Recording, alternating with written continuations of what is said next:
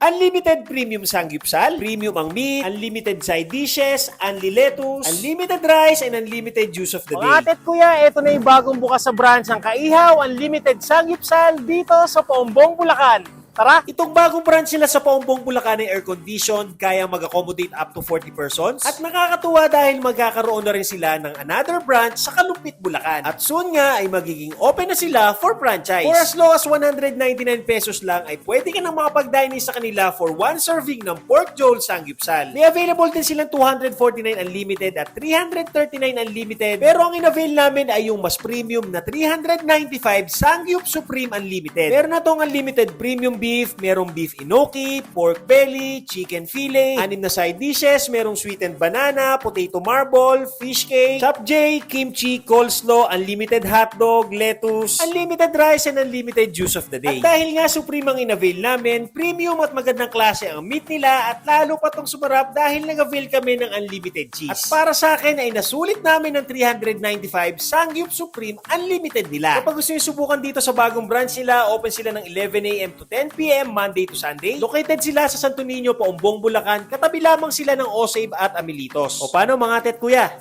Kain tayo!